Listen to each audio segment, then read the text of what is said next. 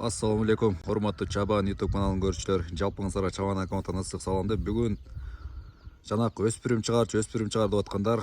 Бүгүн жакшы бир эки өспүрүм чыгат. Менин элек Кудай буйруп, кимге насип кылып калган болсо, калган адам жакшылап өздөрү тарбиялап алат. Жакшы бир 2 жаш кунандар сатка чыкмакчы. Мына ушул атасы тугандар. Көк ат. Бул эсин айтым боюнча ошо 0 ат. Өспүрүмдөрдүн эсин айтым боюнча 0 ат Ак Бата тарапта белгилүү аттардын бири экен.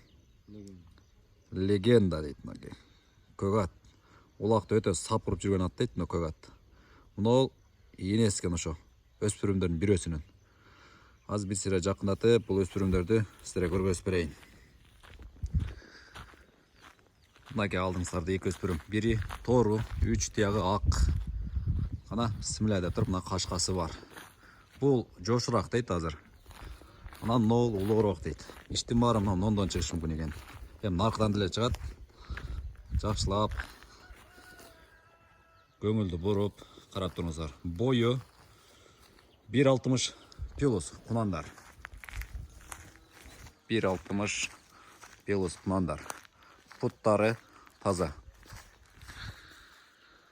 Акчасы кандай болот? Азыр видеонун аягында айтып беребиз. Дареги Жалал Абад шаары. Жалпы жонунан област деп коелу, ошо Сузак. Ачы өрөөнүндө чоң ачыда. Кайсыл ачы дегендер. Ошол мынакей, так, ултанып калды окшойт телефон. Ошо көк аттын өзүнүн акыркы балдары ушул экен. Кимге данные, түп тамыры керек болсо, ошо эсин номеринде жазып коем. Эсине чалып байланыша бересиздер.